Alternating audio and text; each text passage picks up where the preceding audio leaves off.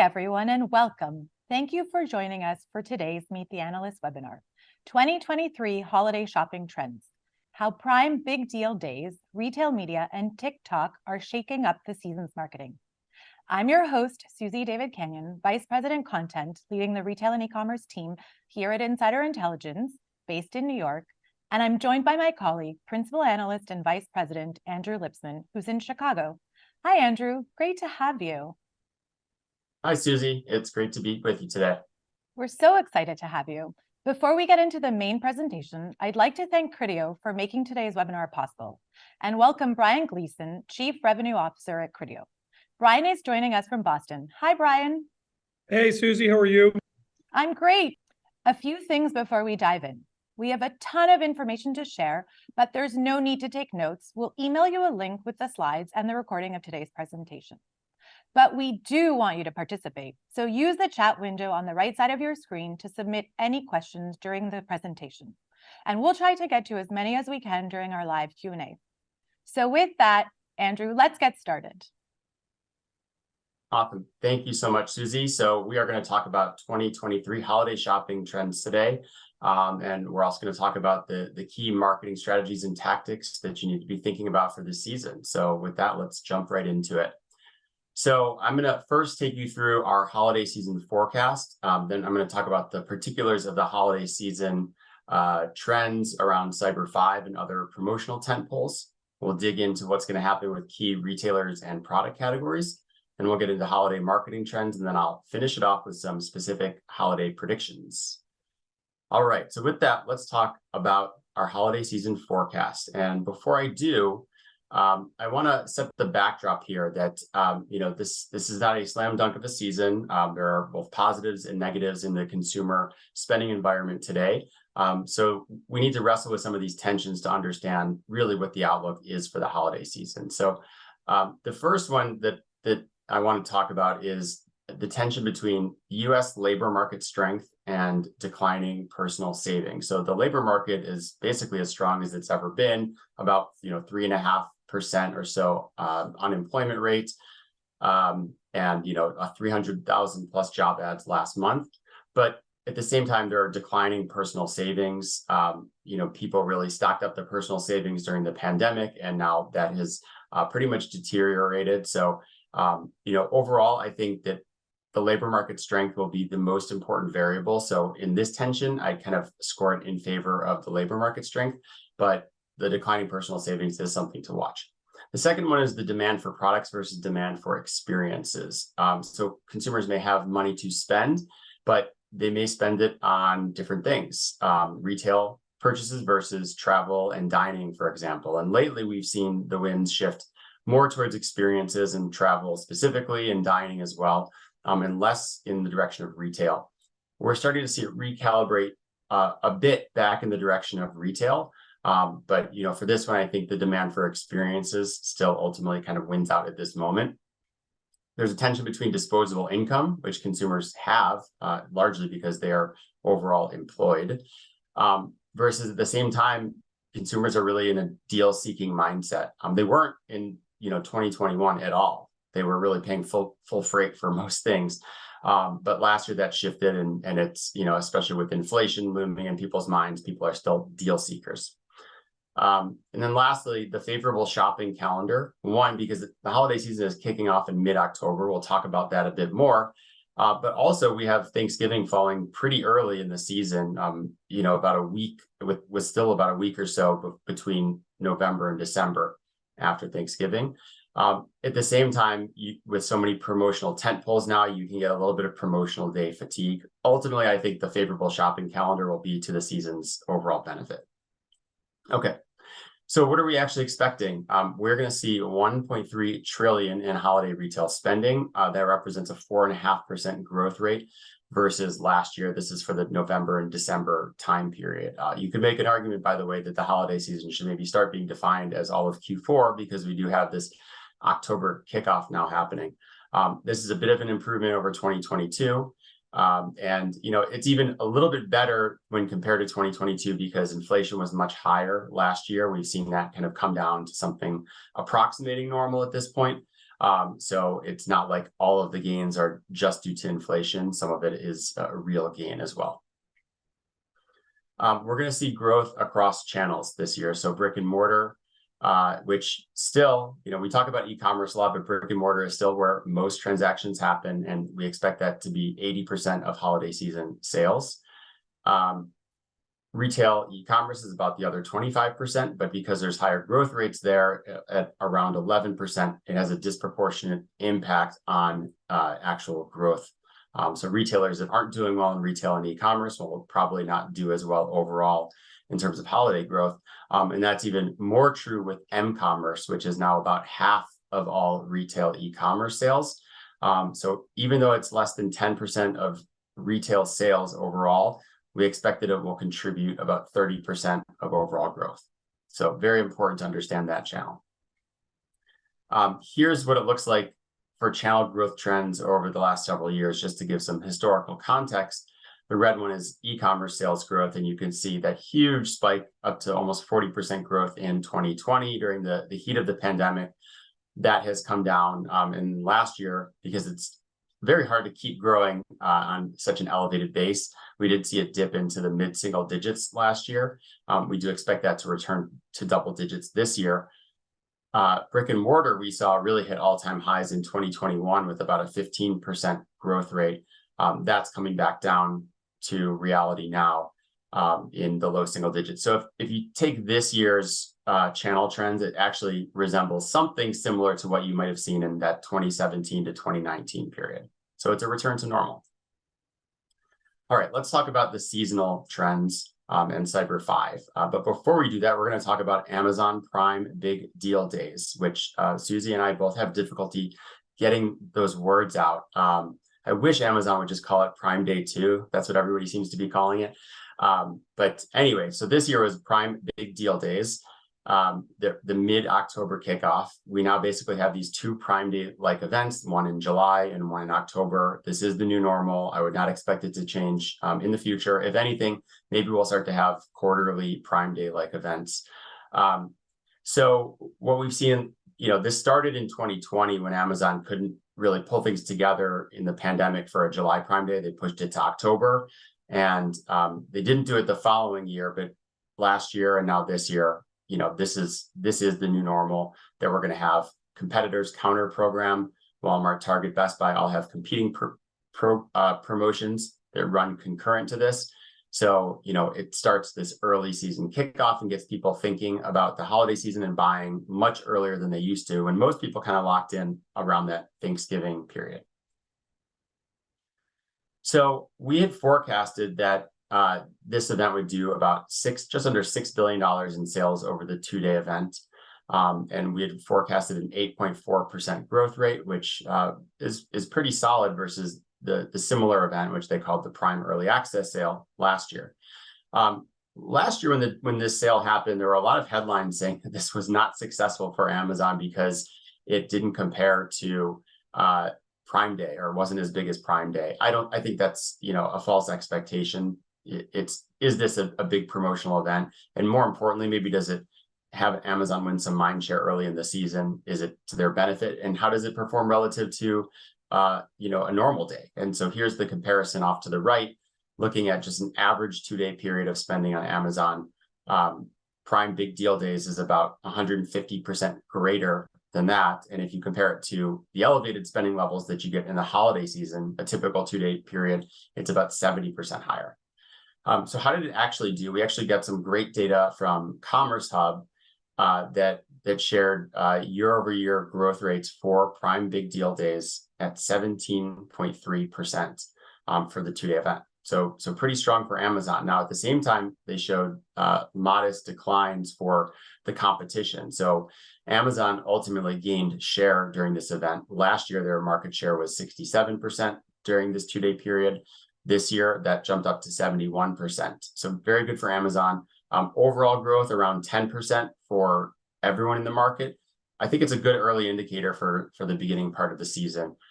Also, importantly, there was an acceleration into the second day. I think that because it was coming out of a holiday weekend, that first day might have been a little bit softer. There wasn't quite as much awareness.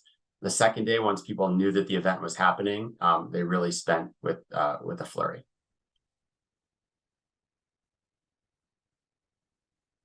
So one thing to mention about Amazon, as well as other retailers during this holiday season, Amazon's been talking a lot about faster and faster delivery speeds. And, I think that we're still in this mindset that shipping times have gotten delayed since the pandemic, but things have really normalized quite a bit. And this data from Nielsen IQ helps illustrate that fact, where you can see in early 2020, the click to door times, so basically the time between transaction and the package arriving at your door, peaked at about 4.5 days for Amazon. And it's just continually gotten lower and lower over the last couple of years, and all the way down to an average of 1.5 days most recently. So Amazon is really doing well on that value proposition. Prime Big Deal Days is a chance to prove it to consumers at the beginning of the season, and hopefully on their behalf, have that pay some dividends as they get into the season and try and gain share of wallet during that time. Now, let's take a look back at Thanksgiving weekend last year. So last year, we've been kind of seeing the shift between channels, particularly around the promotional days between e-commerce and in-store. Last year was the year of brick and mortar's resurgence. You can see that shopping activity, this is according to the NRF, on Black Friday and Cyber Monday in particular for digital was basically flat. So no more shoppers than there were the year before.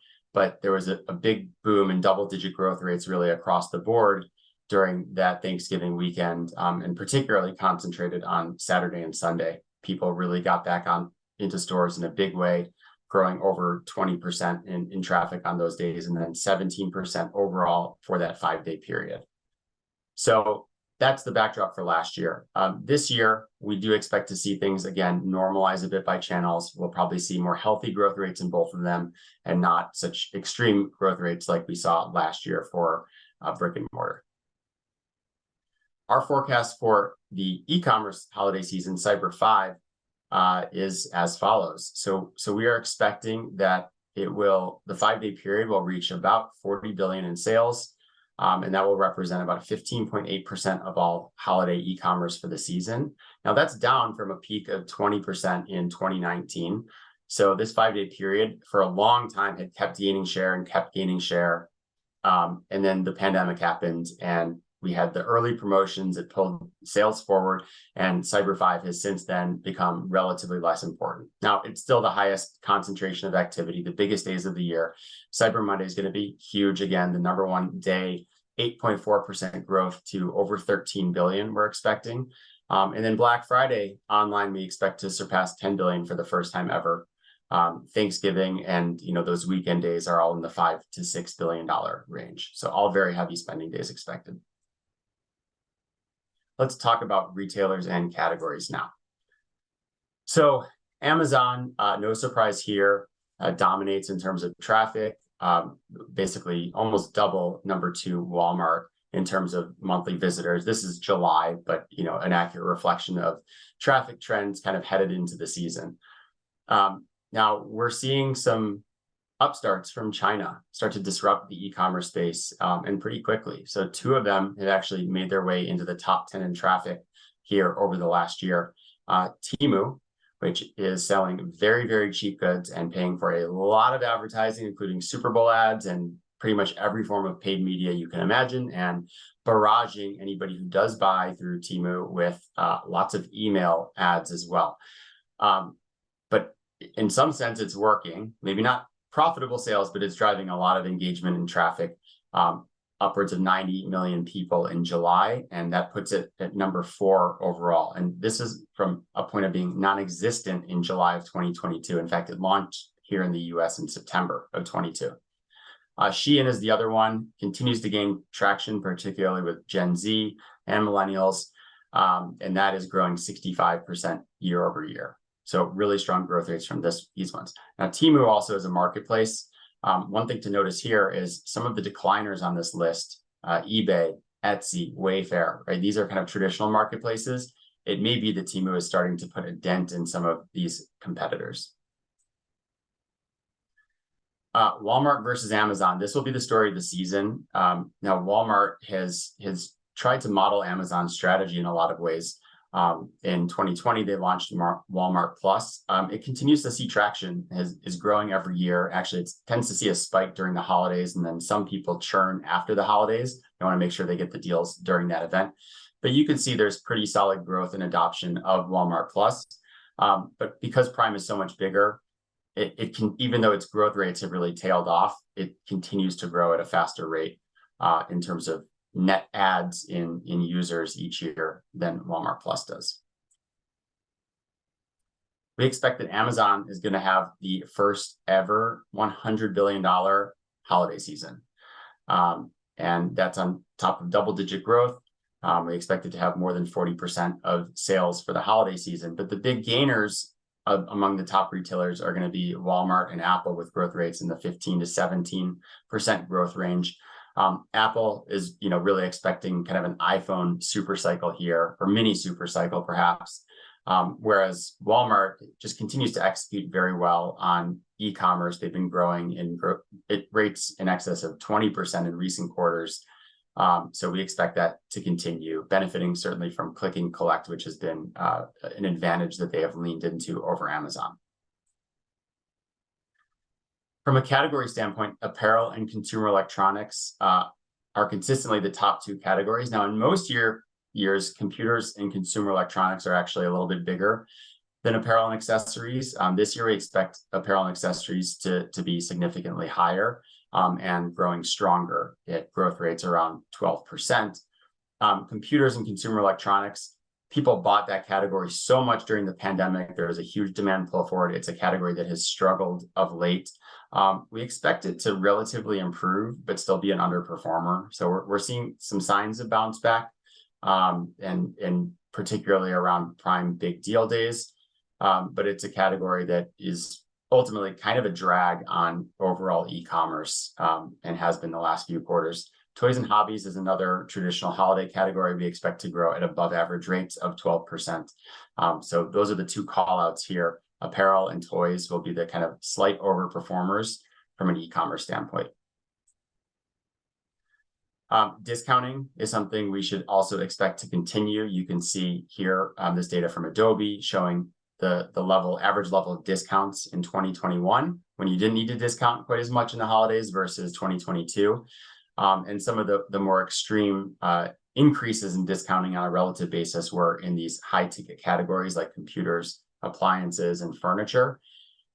So expect those to continue with those categories as well. We're going to see some categories, I think, try and pull back a little bit from discounting. Toys might be one this year. There wasn't as aggressive of discounting of toys around Prime Big Deal Days, so maybe that's a sign of things to come. We'll see what happens as the season progresses.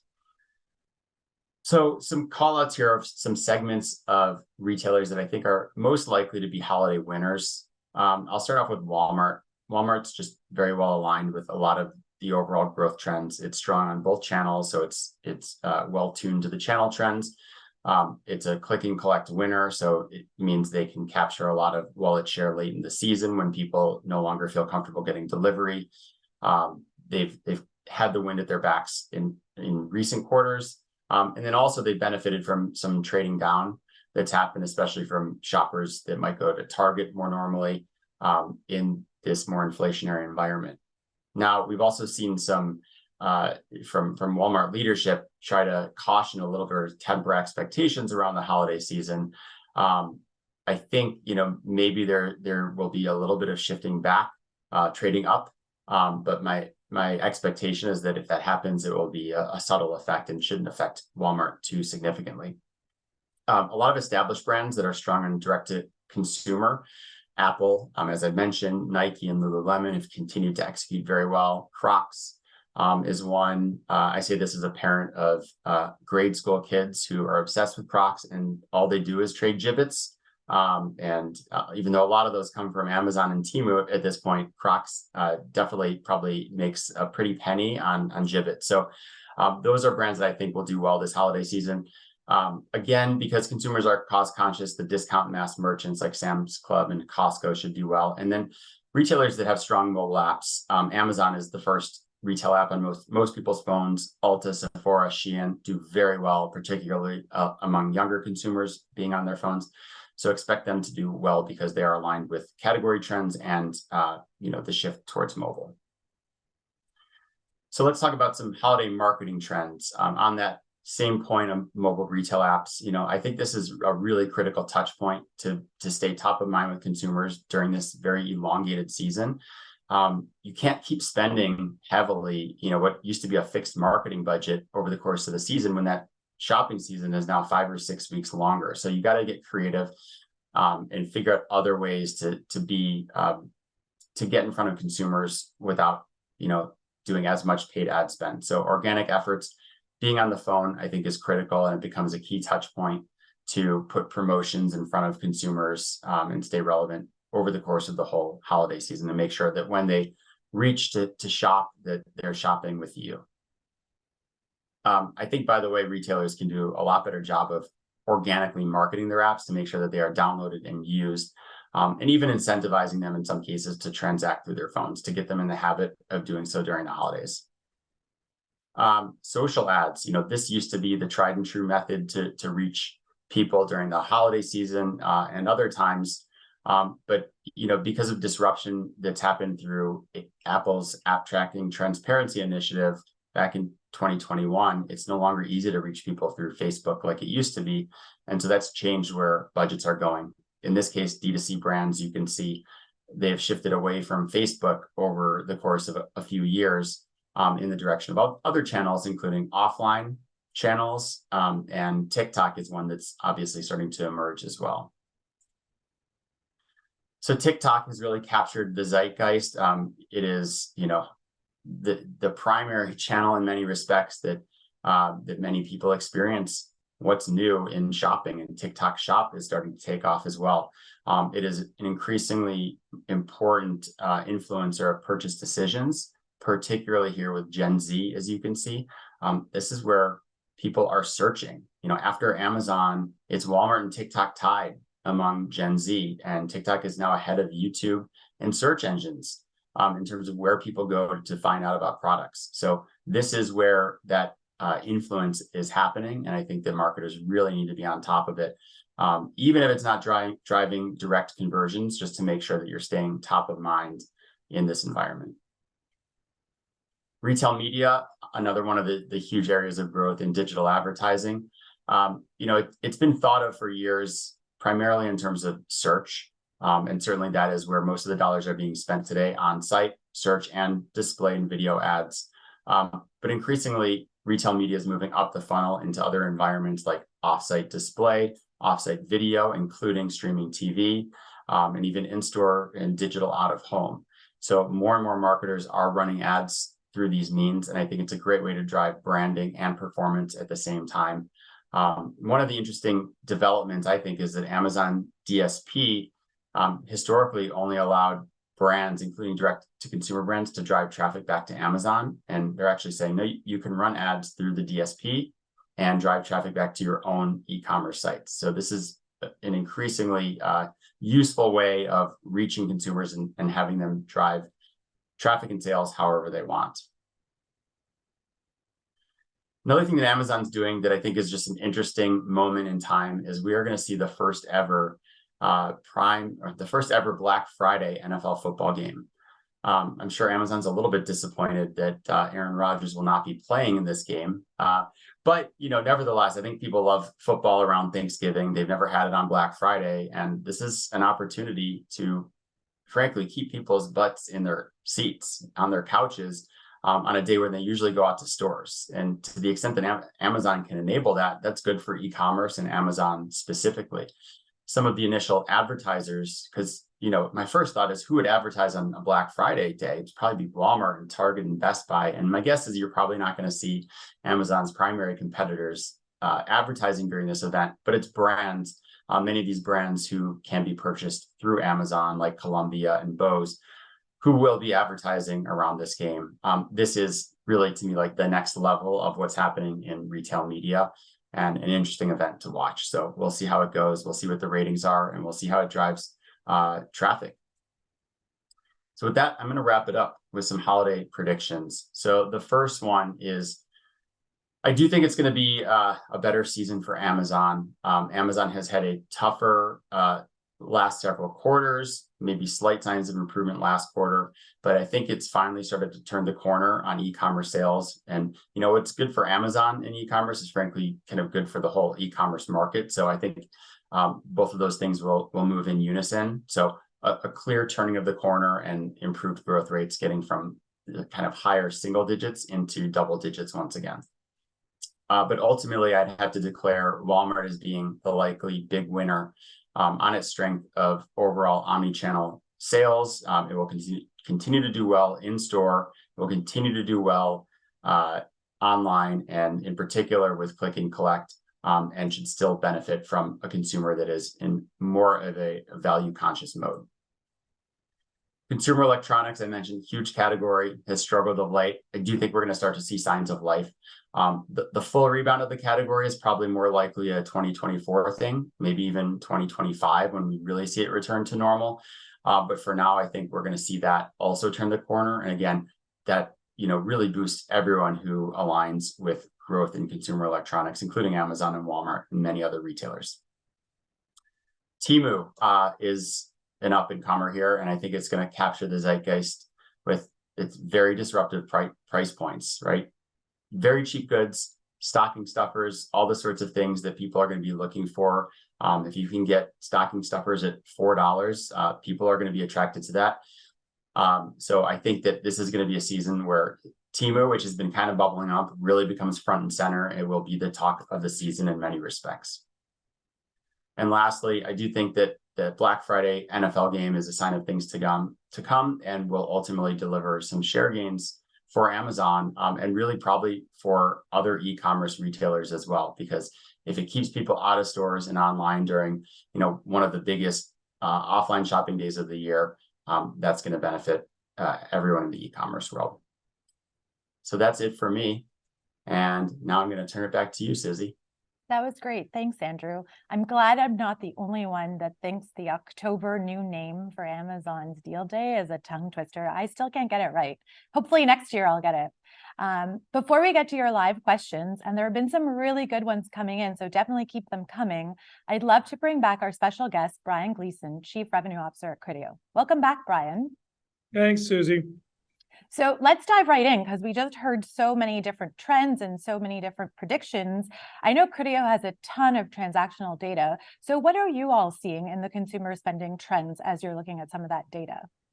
Before we get to that, I think I've just misplaced myself now that I know that as a Crocs connoisseur, that I'm in the wrong demographic. But I guess Andrew's illuminated that for me. You know, for Criteo. So are you telling us that you have Crocs with those? I do have Crocs, yes. And you have those little things on them? I don't have those, but Crocs, yes, no.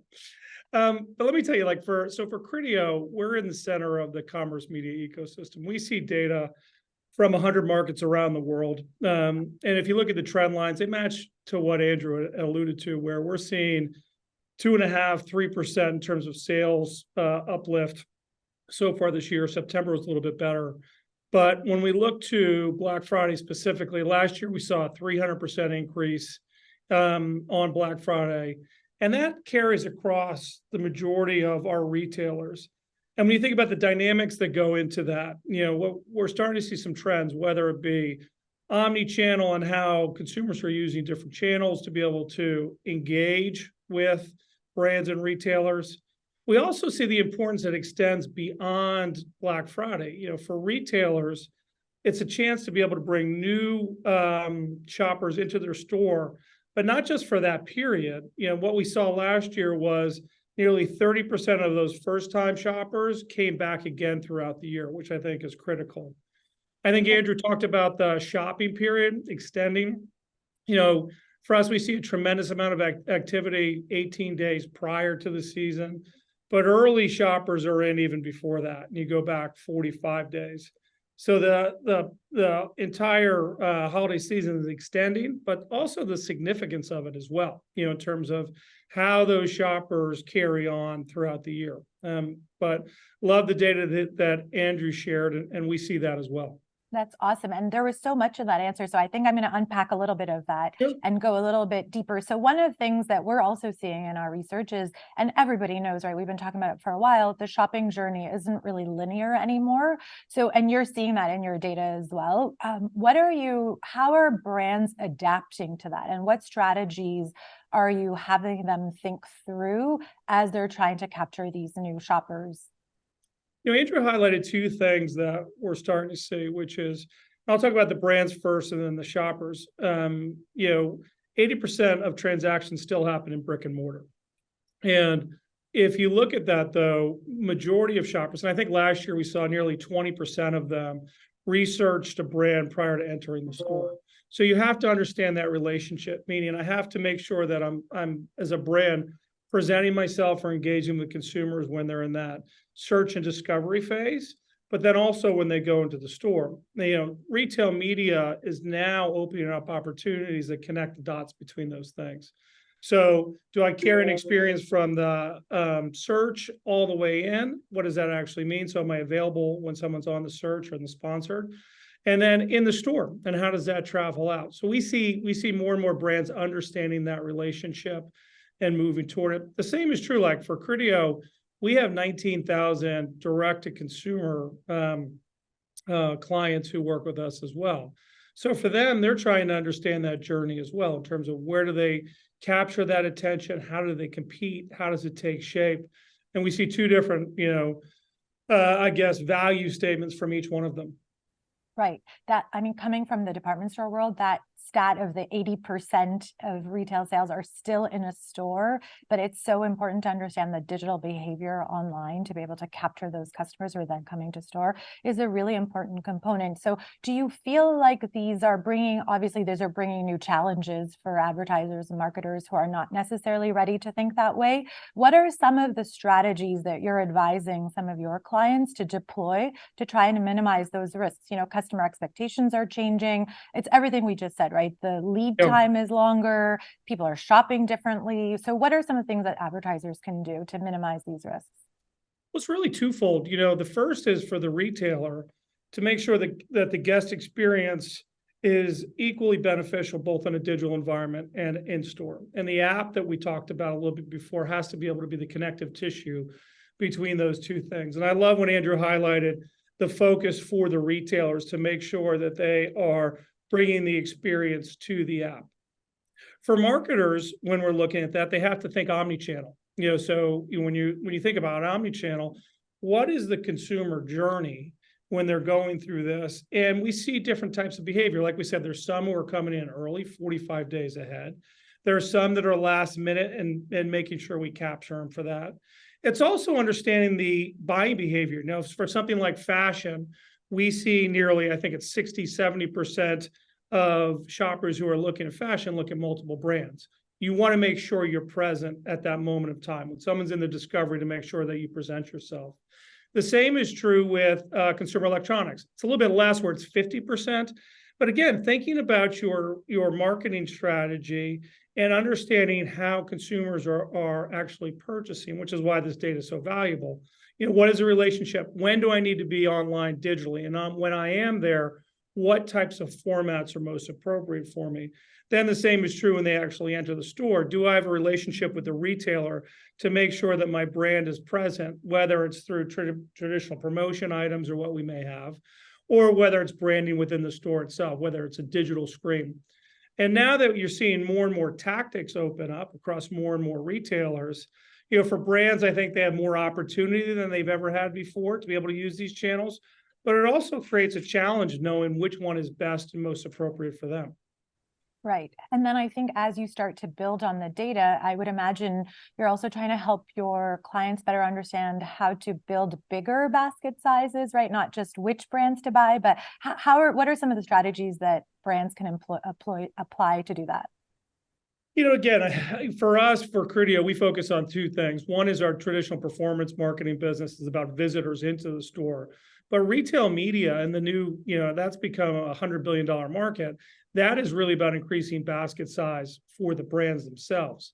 And when we see that, again, it's using the different tactics available. So whether it's sponsored ads, display ads, or in store, making sure that, and again, I keep coming back to it, is are you present at that moment of discovery, and how are you guiding shoppers along that journey, which I think is interesting in terms of how that's come into shape.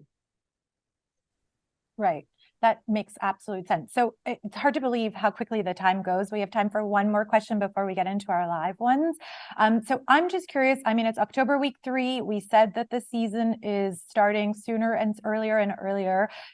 As you think about advising your clients with some of the data that you already have today, what are some of the no-brainer things that they should be able to do that they can actually change and impact as they're getting into November and then December? Yeah, I think the first is understand the buying mechanics. Like last year in that peak season, we saw cost per clicks increase by 64%. So if you're waiting just to compete at that moment in time, it may not be the best of your dollars because the competition is so stiff.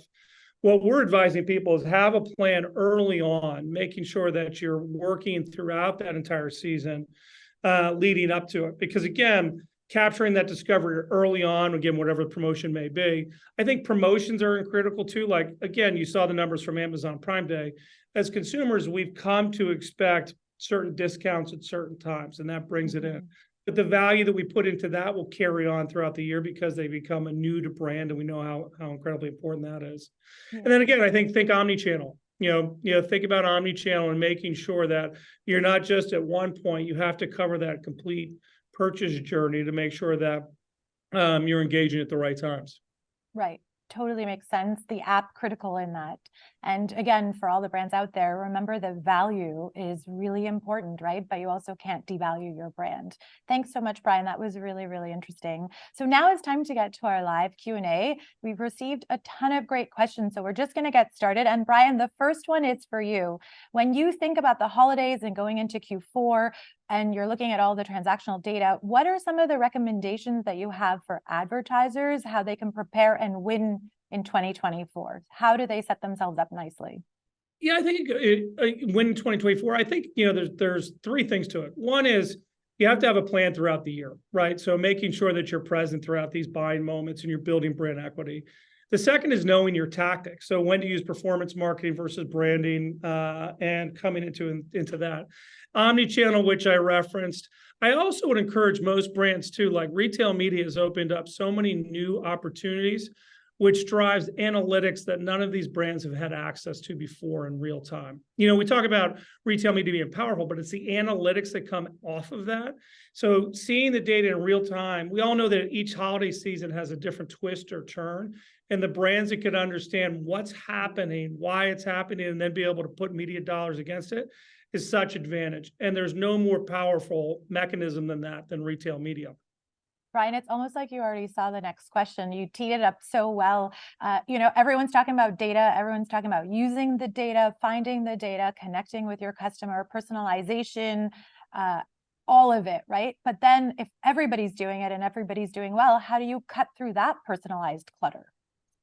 Yeah, I think that's something we've been focusing on for a while. Even if we've always had metrics regardless of channel, but the ability to use those metrics, you've seen some of the most sophisticated brands like P&G, who've led in terms of what they've done with their data analytics. But then we've seen, where I saw most analytics really come to play is when you saw new D2C clients coming in and understanding consumer behavior.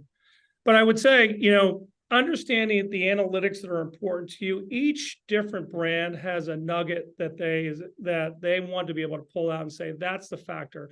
Again, for everybody, price isn't the most important thing. Some are convenience, some is proximity. So understanding which metric is important for you and then being able to act on it with speed that is unmatched as soon as you come across it. I think that's the most important thing that I would advise. It's not just the analytics, it's real-time analytics, but again, the ability to, whether it's altering your creative, whether it's altering your messaging, you have to be cohesive with your marketing efforts. And that includes many agencies as well that are getting pulled into this. But you have to be 100% connected with that, looking at the data in real time. Yeah, it makes sense.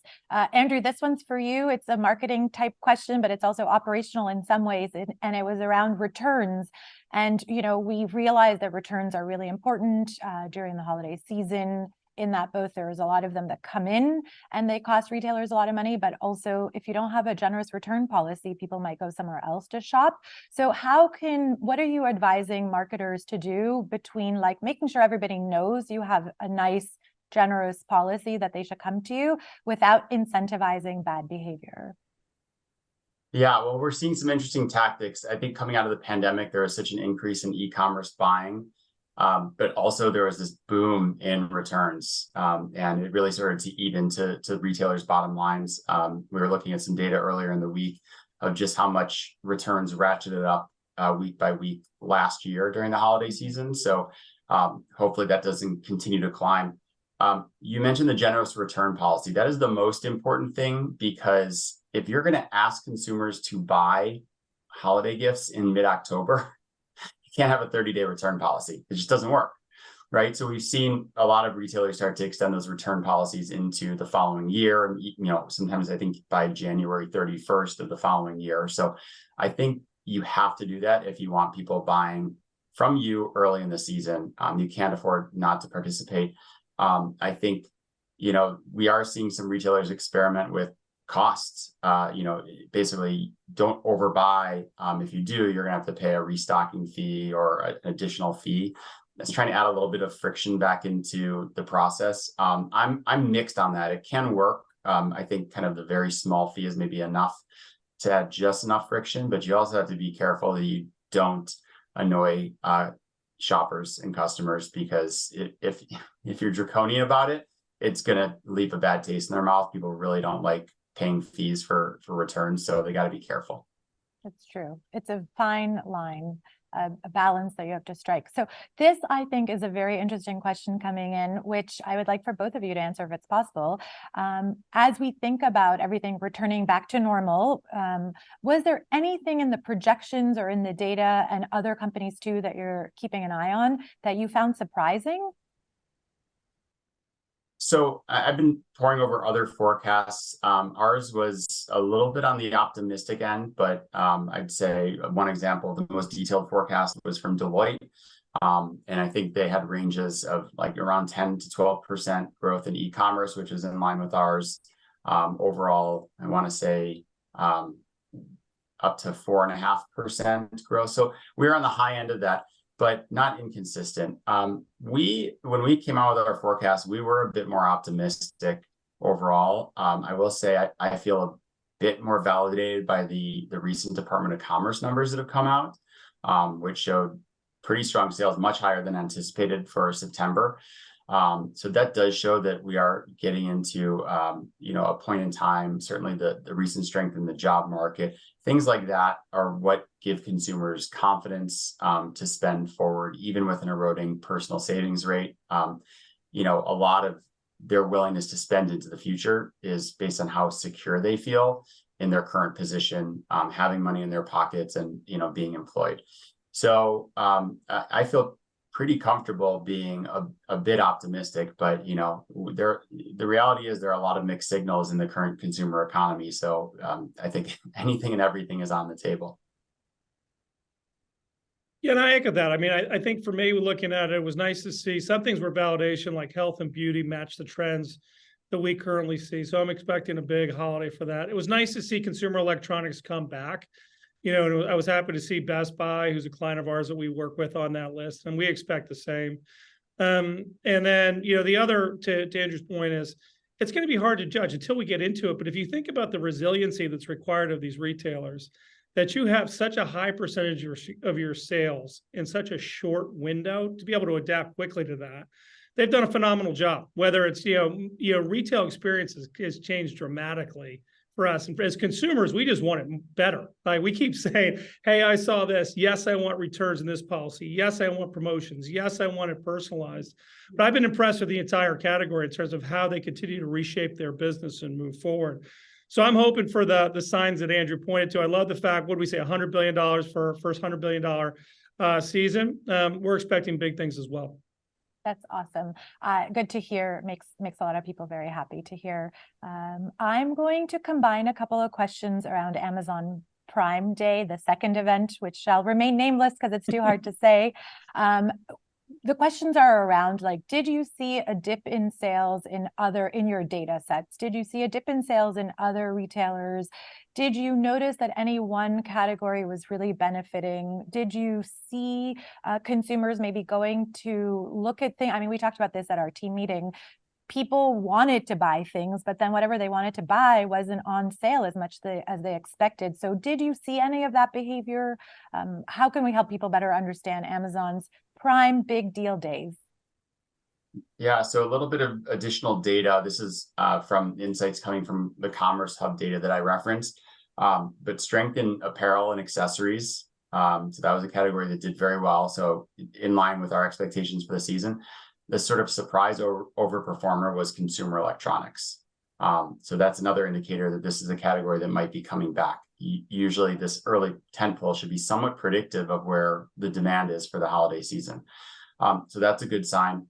As far as other retailers, Amazon gained share. I mentioned it went from 67 to 71% share. The other retailers collectively were, I think, slightly negative for that period. I have to say, just this is anecdotal, but I did not see them, even though they were running concurrent promotions, I saw almost no promotion of it. So for whatever reason, they didn't lean into it the same way that they do during July Prime Day with their promotions. So maybe they just didn't accrue some of that, the overall bump. I've talked about this in the past, like for myself on Prime Day, I'll go and I'll look for something, but if I don't find it, I've gone and bought it at Target or Best Buy.